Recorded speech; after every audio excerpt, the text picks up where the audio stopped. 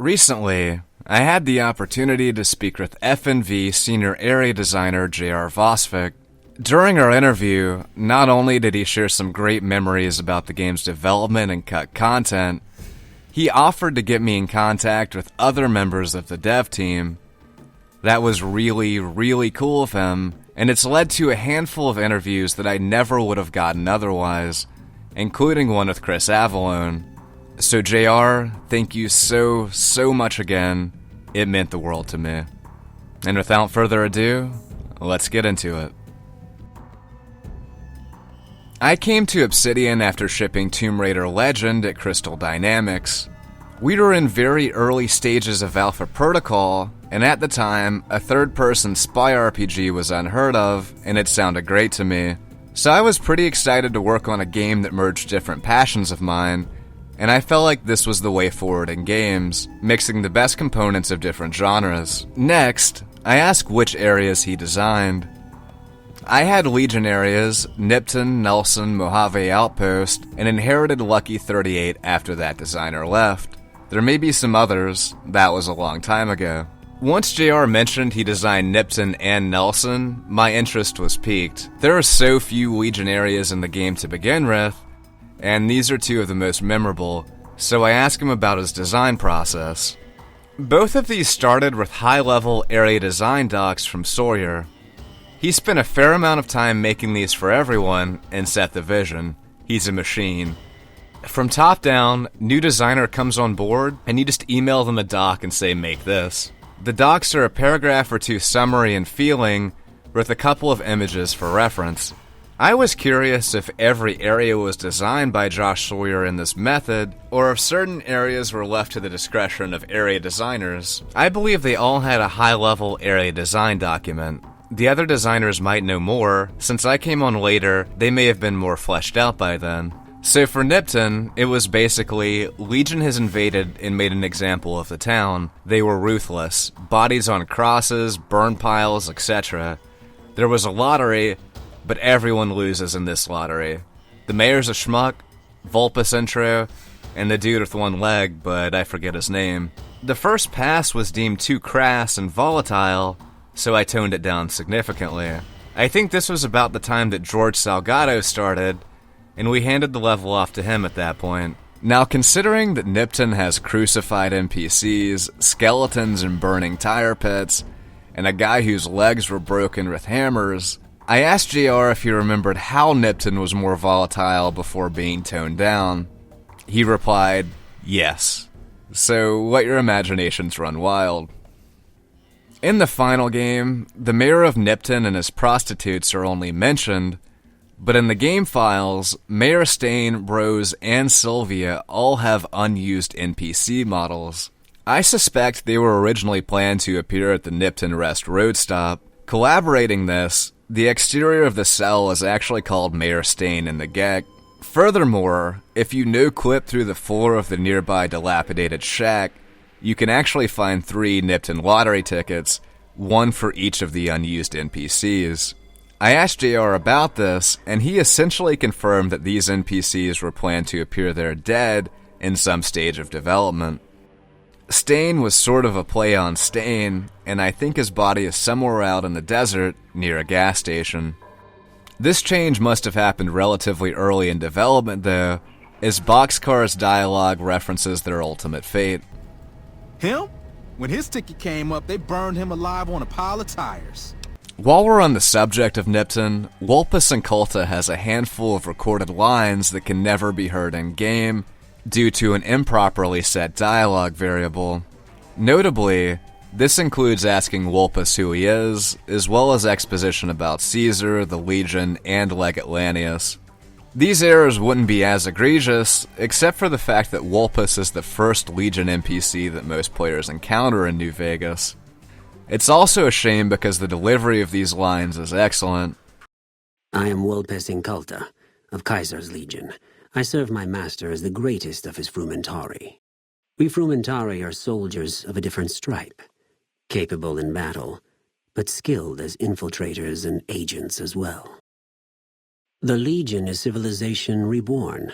Our culture is based on virtues such as martial excellence, loyalty, and justice. But you'll learn all there is to know in due time. Legatus Linnaeus, monster of the East, will soon arrive to command Caesar's troops in battle. The dam will fall, and the rest of the profligate West will soon follow. What can be said? He's a man of towering intellect, the founder of the Legion, conqueror of 86 tribes. Caesar is the salvation of mankind, his Legion the rebirth of civilization in a benighted age. Don't worry, you'll know him well when you serve him. Or you'll be dead. Legatus Linnaeus, monster of the East. Quite a man, if man he be. Caesar prides himself on selecting the right tool to overcome each new obstacle. In Linnaeus, he found his hammer. He's never been defeated in battle. 14 tribes have laid down arms at his boots. Another 5 rendered extinct.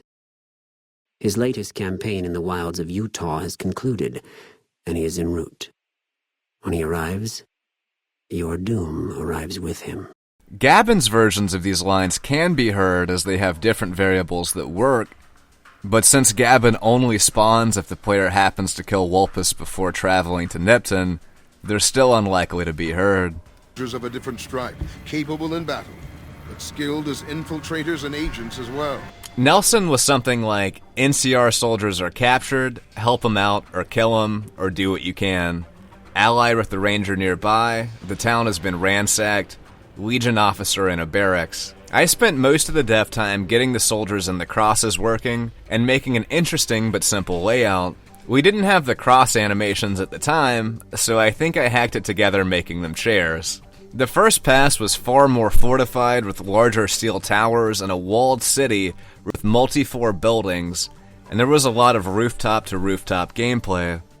After review, it was decided that neither faction really had the resources to make this area that fortified, and it was more of a town that was on its own than a fort. The nearby cave was pretty small and unfinished, and I offered one of the QA guys, Casey Kwok, an opportunity to do some design work to help him get his foot in the door. As a senior designer, you're often mentoring and guiding juniors and mid-levels best practices. Casey was ambitious and wanted a design gig, and it was basically the same way I got my break at Konami in 2000. So he did a lot of the cave work, and I think eventually became a producer. We still keep in touch. During our look at the Legion's cut content, I talked about the mass grave and cazadors that would have appeared outside Camp Forlorn Hope after completing the quest We Are Legion. Since Camp Forlorn Hope and Nelson are linked, I asked JR about this cut content. As for Forlorn, that was Charlie Staples' area, and we had some overlap. I'm sure he'd be happy to chat with you as well, and I will reach out to him. From what I can remember, there were just too many bodies that were causing a performance hit/crash, so it was probably cut. I'm pretty sure I never had any cazadors, so that is probably something from someone else.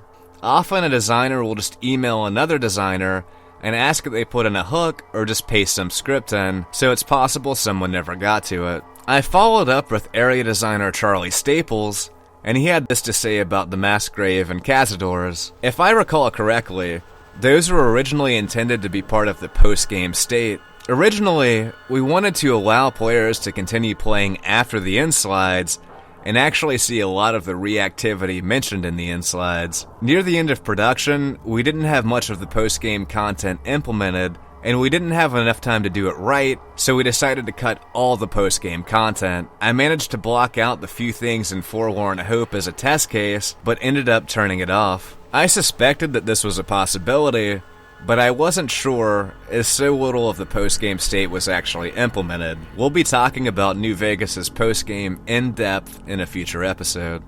While we're on the subject of Nelson and Camp Forlorn Hope, let's make a quick segue into the remaining cut content. There are 2 unused markers nearby Nelson's campfire. First, V. Nelson Dead Troopers marker would have enabled 5 dead NCR soldiers in the area, most of whom are booby-trapped with frag mines. This is never enabled, yet the Legion soldiers here actually boast about recently killing NCR soldiers. The bodies of beggars and cowards fill Nelson's streets now. Dead Sea has erected a tribute to Caesar. made of profligate corpses. The second marker, V Nelson Extra NPC marker, would have enabled 5 Legion NPCs. Dead Sea's dialogue script was meant to disable these NPCs under certain circumstances, but due to an oversight, the script doesn't actually work. There's a similar marker like this at Camp Forlorn Hope as well. V Forlorn Hope Sleepers marker would have enabled 5 sleeping NCR soldiers in various parts of the base. Finally, 2 NCR soldiers with sniffer dogs would have patrolled either entrance of the base. For those of you who are unaware, NPCs who are part of the sniffer faction can see through disguises and attack players who are considered an enemy by their respective faction. In this early game footage, you can see that they actually hadn't been disabled yet. In total, 19 NPCs were cut from these areas combined. It's unknown why they were left on the cutting room floor, perhaps because of frame rate issues, or maybe in order to balance the area and make it somewhat easier. Regardless, it appears that both Camp Forlorn Hope and Nelson were planned to be much more difficult before they were toned down. As for Mojave Outpost, the high level was that it was the crossroads and the monument was the centerpiece, a landmark that could be seen from just about anywhere. We had joked about having the back fence lead to the California-San Francisco DLC. Josh Schroyer mentioned a joke ending in 2015, and it's possible JR is referencing the same idea, but it's hard to say. We joked about doing a Mojave Outpost false ending where you could ask Major Knight if you could head back into NCR. He would warn you that the way back likely wouldn't open up for a while, and you could confirm that yeah, you didn't have any interest in sticking around, roll credits. The road had a lot more cars originally, looking something akin to an apocalypse movie where everyone gets stuck on the road. But performance, especially if you set them all off to explode, required a massive reduction in the number of cars. Ghost and Knight were a couple of my favorite characters. I imagine Ghost is this solo ranger on watch, and probably a pretty badass sniper just waiting for anyone to creep into her territory. If/when it went down, she could bunker up on the sandbags and send lead downrange. Cass was Avallone's. I asked JR what it was like to work on Fallout New Vegas. Blessing and a curse. You hope every game is remotely as successful, but most are not. It definitely makes you appreciate the massive amounts of work from so many talented devs that's required to make something so amazing. Having an established IP and hitting the ground running with tons of background and assets is a huge advantage versus projects that have to start from scratch. Nearing the end of our interview, I asked JR what projects he was currently working on. I have a few projects in the works. In pitch form, as a spiritual successor to Alpha Protocol and the spy RPG genre called Solid State. I have a demo made for a company in LA, and we are currently looking for the right investor/licensing partner, but they're in no hurry, so it's sort of on the back burner right now. Lastly, I spent the last year on an Xbone/PC third-person shooter, open-world roguelike called Honor, set in the Thon universe. I'm hoping to have the game finished up this year and out next summer. And for my final question, I ask if working on FNV changed his philosophy towards game design. Early on, I was sharing an office with Eric Fenstermaker. After a week or two of writing, he checked in some dialogue and was super happy with it. And he had written several hundred lines. At that point, I'd only written about a dozen placeholders. A bit later, he starts swearing and sort of fake, sad, crying, laughing, and is looking pretty defeated. Being the glowing tower of empathy that I am, I told him to shut the F up, but also inquired why he was now a broken shell of a man. He told me he checked in a couple hundred lines for a character, and then checked Chris Avellone's character for comparison. Over 10,000 lines. Legend status confirmed. So that experience really opened my eyes to the metrics required to reach exalted levels of awesome. Here I was with 10 to 20 lines, Finster, who was one of our best with hundreds, then Chris, amazing. It was long after that I read a great book called War of Art. Check it out. To summarize, work a 10 to 6 day every day and put in the work. It will come. I don't know about you guys, but that's hands down the best story I've ever heard about FNV's development. During my interview with Chris Avellone, I passed this on to him, and he expanded upon it even further, so we'll be returning to this quote very soon. JR's memories of the game's development and of his creation of some of its most memorable areas was fantastic. I also enjoyed hearing that the development process changed his perspective on game design, just as playing it changed many of us as gamers. With each interview, it's becoming increasingly obvious to me how Fallout New Vegas became one of the best games ever made, despite its short development cycle. As JR said, it required a massive amount of work from so many talented developers, and nearly a decade later, that work still shows. I've played hundreds of games since its release, and none of them have personally affected me quite like FNV has. Again, I want to thank JR for setting me up to interview other members of the dev team. Just having him respond and answer my questions meant a ton, but the fact that he went out of his way to help me with this series was beyond words. As always, thanks for watching, and like and subscribe for more content like this.